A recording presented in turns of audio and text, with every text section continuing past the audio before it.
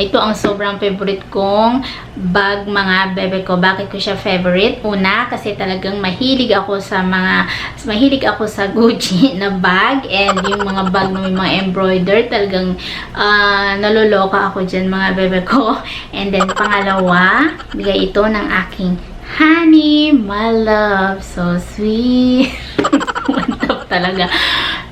Yun, kaya iniingatan ko, mga bebe ko, ito kasi nga sobrang importante sa akin ang bag na ito. Sobrang ganda, and ano siya, ang ganda niya. Yan, pati dito sa loob niya is meron siyang embroidered. Yan, and pwede siyang handbag, and pwede rin siyang shoulder bag kasi meron siyang kasamang mahabang strap.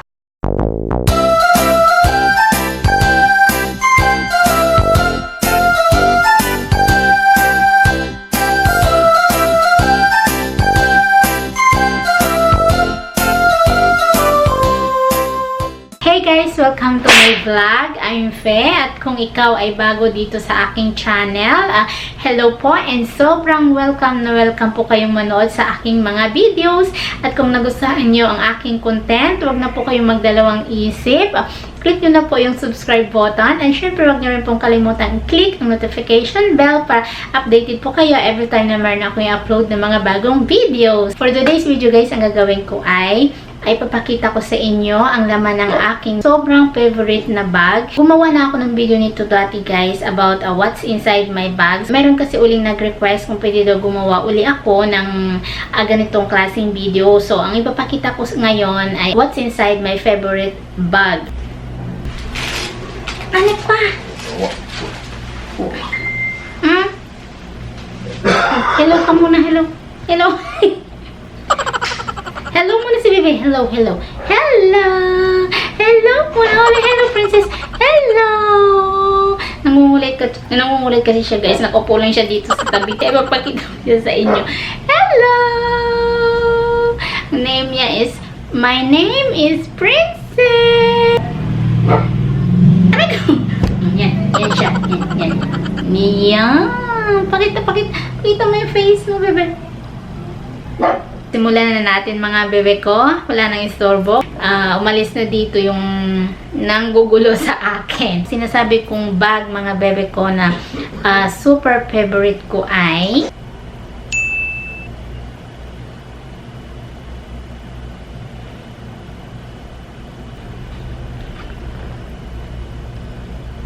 ito ang sobrang favorite kong bag, mga bebe ko. Bakit ko siya favorite? Una, kasi talagang mahilig ako sa Gucci na bag, and yung mga bag na may mga embroider, talagang naloloka ako dyan, mga bebe ko. And then, pangalawa, bigay ito ng aking honey, my love. So sweet. Kumantap talaga.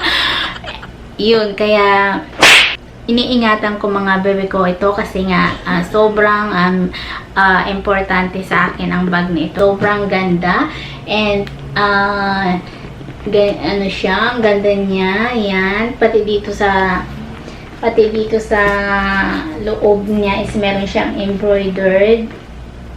Yan, and pwede siyang handbag, and pwede rin siyang shoulder bag kasi meron siyang kasamang mahabang strap. So, ko siyang gamitin shoulder bag, okay din. And then, pero ginagamit ko siya always as a handbag. Kasi gusto ko kasi mixi lang, ganyan, bitbitin ko lang siya. And yung sa likod niya, yan. Simulan na natin. Syempre, suklay. Hindi mawawala ang suklay sa akin kasi sobrang haba ng aking buhok. Kaya kailangan may dala parating suklay. And next, yes, itong mga bebe ko, oil control. Yan, binili ko ito sa Watson kasi nga minsan hindi talaga maiwasan na mag-oily yung ating face lalo na pag mainit. So, yan, ito yung inaano ko guys, nilalagay sa aking mukha pag feeling ko is super oily na yung aking face. Yan. Siyempre, yung aking makeup kit. Yan. Kasi, maliit lang yung bag ko. Maliit lang kasi ito guys. Kasi talaga, handbag lang siya. Kaya maliit lang. So, ang dinadala kong makeup kit is maliit lang din. Yung kung kaya lang kumasya dito. Papakita ko sa inyo yung laman. Ito, lipstick. Foundation.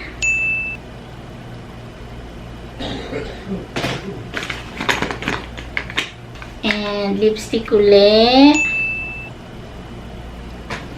And yung aking curl sa eyelashes. And mascara.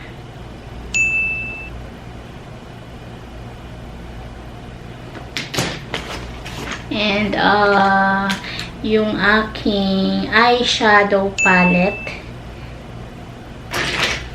And the last is yung Lucas Papaw.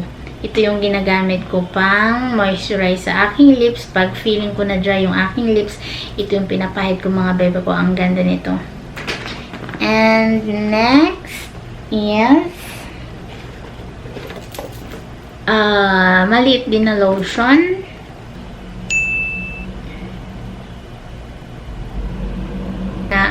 Syempre, pag na-dry yung aking kamay or yung aking skin, kailangan natin mag-apply ng lotion. So, wag natin kalimutan yan, guys.